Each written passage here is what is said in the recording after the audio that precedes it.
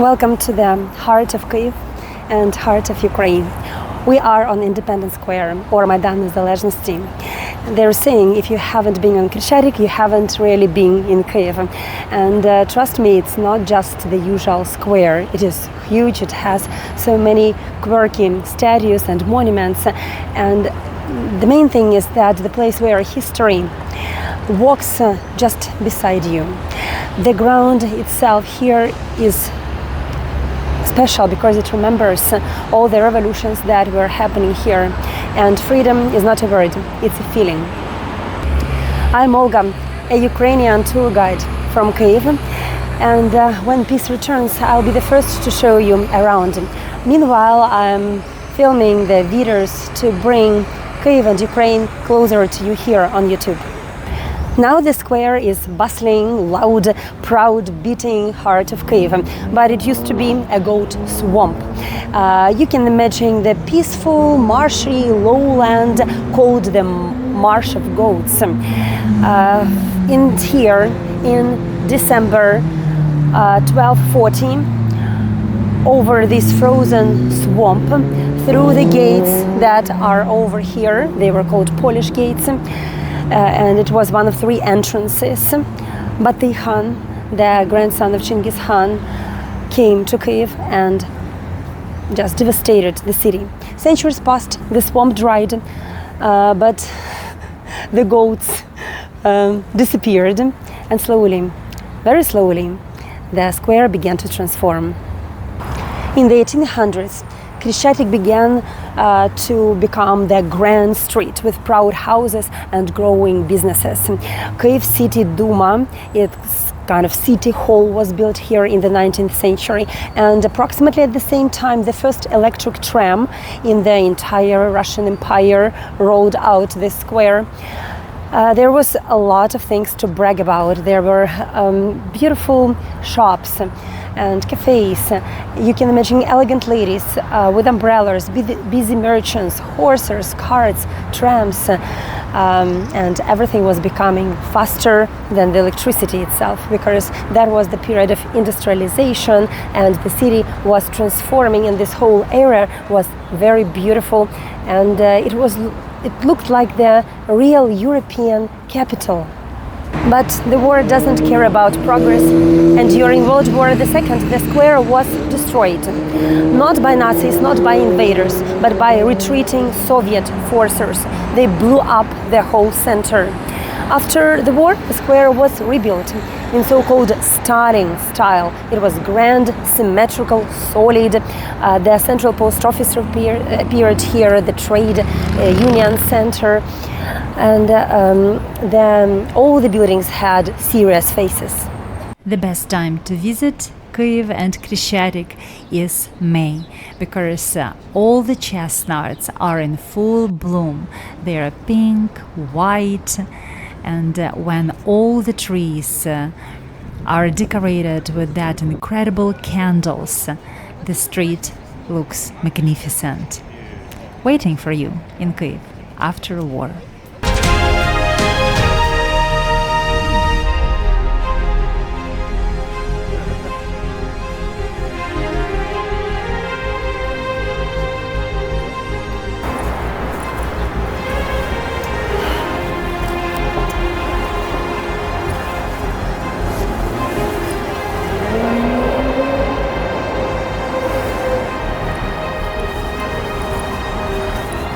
In the center of the square is the Independence column.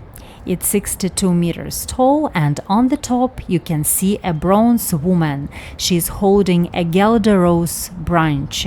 It's a symbol of Ukraine, and the lady is a protector of home and family. Some locals call it a fly on the stick because the statue is so high that you can barely see her face. But despite the teasing, the monument has the meaning. It was raised in 2001 to mark 10th years of Ukrainian independence. And now when you're standing beneath it during the war and see all these flags, it reminds us what we're fighting for.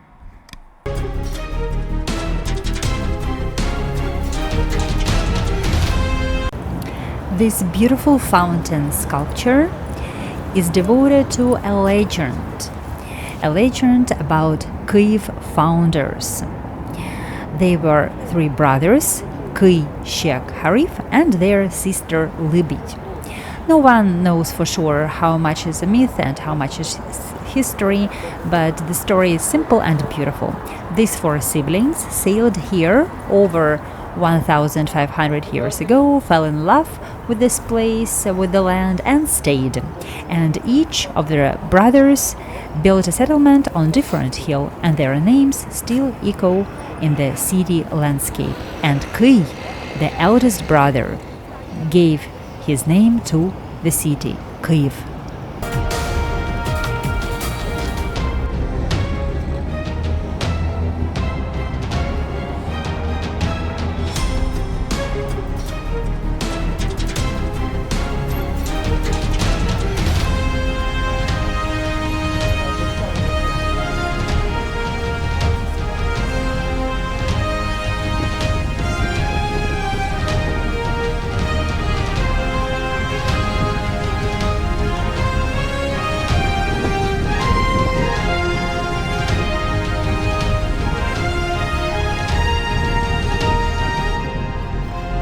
Did you know that Khreshchatyk is the shortest and widest main street in Europe?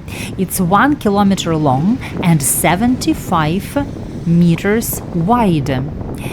Khreshchatyk from Ukrainian means the crossroad, and it's really a crossroad, the place where 7 streets meet. It's considered the symbol of Kyiv, just like Champs-Élysées in Paris or La Rambla in Barcelona. The street curves gently, and if you want to feel the city's energy, you just need to come here. It's always bustling with people and cars. Can you imagine? 8 lanes of cars.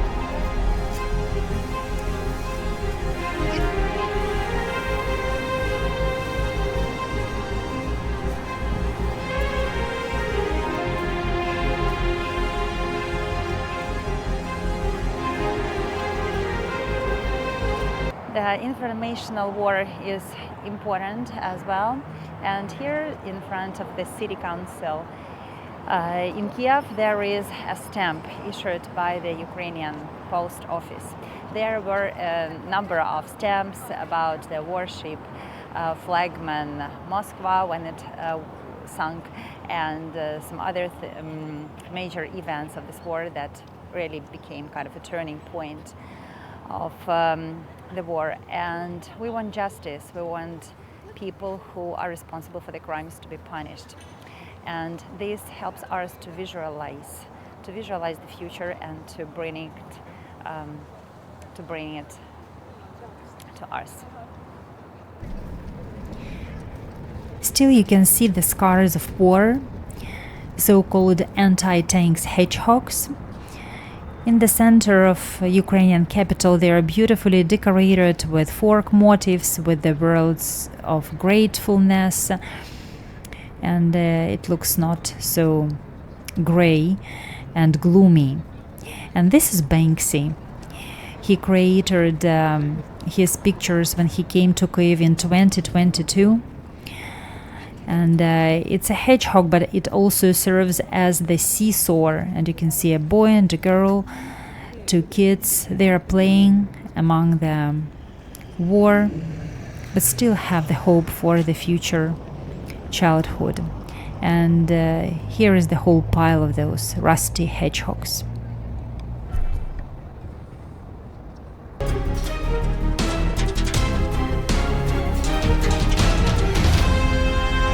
As you walk along Krещатик, you will notice massive symmetrical buildings. They are elegant in their own Soviet way. But behind these stone facades lies a terrifying wartime truth. World War II left Kyiv in ruins. When the German army captured Kyiv in 1941, the Soviet Red Army had to retreat. But before that, they secretly planned radio-controlled mines in the city's buildings, including residential buildings. And when Germans occupied the city, those mines exploded. And that is called the brutal scorched earth tactic. Now Russians use the same tactic in Ukrainian cities, and when they are coming and approaching, they left cities just scorched. So Krещатик was destroyed, its grandeur was lost, but after war Kyiv rose again. It was rebuilt in grand Stalin Empire style, with uniform buildings, all of pink and grey marble. And today Krещатик is a luxury shopping street.